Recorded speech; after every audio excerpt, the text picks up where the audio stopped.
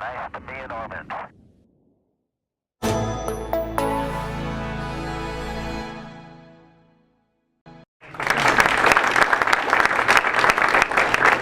Thank you for coming. I'm Ron Reedy. This is more about Peregrine as an example of creating a company, of being entrepreneurial, of going through what does it mean to the many, many books about it, crossing the chasm, inside the tornado, etc.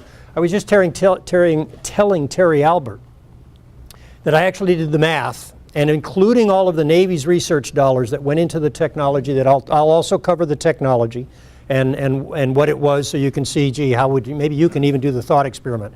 If I knew that worked, what would I do with it? But the total research dollars, interestingly, come to about 15 million, which is a lot of money. Those of you who get grants know that $15 million is a lot of money.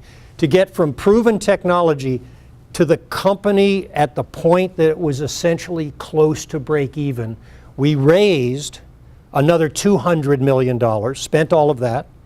We had in-kind contributions from partners of close to between 50 and another 100 million. We spent all that. We had almost $500 million of revenues that came in, spent all that. If you add it up, it's more than $750 million of cash that went through this company to get to the story you're about to hear here.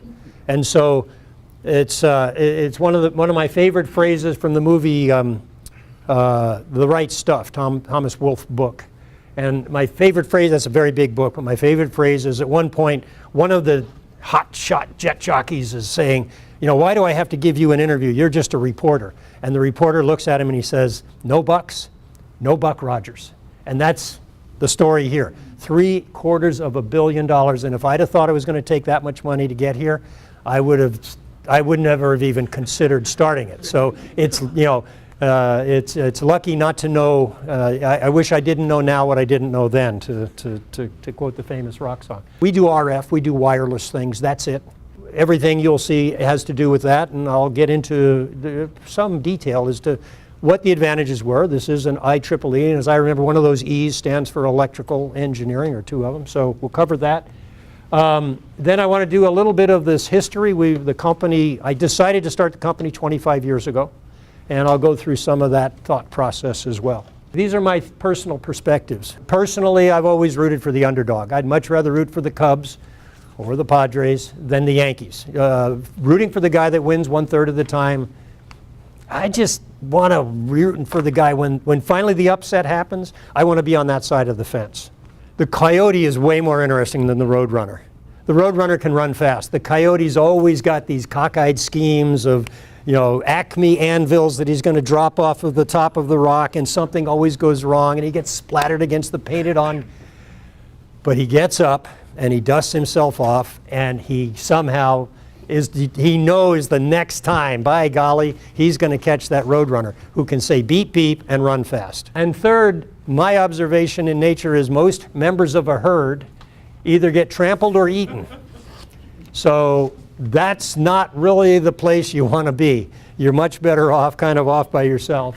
In other words, I'm a dedicated card-carrying contrarian, and that gets me in trouble, but it's just how I think. In 1988 actually, but I started writing business plans and actually putting effort into this. In 1989, I decided to start the company. I really thought $5 million would do it. By 1995, I thought we'll either be out of money or we'll be dead. We'll be one of those footnotes on history. And I already mentioned, since then, we raised $200 million. We went through 9 different fabs. We're in the semiconductor business. That means you need a semiconductor fab. We went through 9 of them. We actually bought one, not me. I wasn't CEO at the time. I was replaced as CEO when the new guy came in. I said, you've got to make a decision that I couldn't make. If you just do what I was going to do, what's the point of changing? We need something. Something's wrong here. He decided this moving from fab to fab was killing us. So we had to buy a fab. I thought he was crazy. He was right. He saved the company. And I can't count the number of near-death experiences, the number of times officers had to write paychecks. We told the employees, we're almost out of money. You keep improving the company, we'll go get the money. And you know what? In all of those near-death experiences, we never lost an employee. I never saw somebody with resume writer worried about their job. They trusted us, we trusted them, and it worked.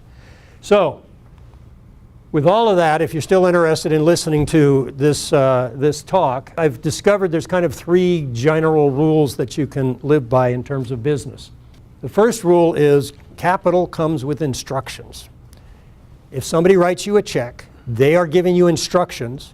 You're buying something, they're giving you something. When you write that check, when you pay for a hamburger, you're telling McDonald's, I like the Big Mac or I don't like the fish fries or whatever it is. So capital is big piles of money. And it's incredible how many people who have the capital will tell you by writing a check or not writing a check. So you have to read those instructions. You have to listen and trust the capitalist system. Because if you look around yourself, everything in this room and everything in your life is in your life because an entrepreneur at some time decided to take an idea and go start a company and sell a product.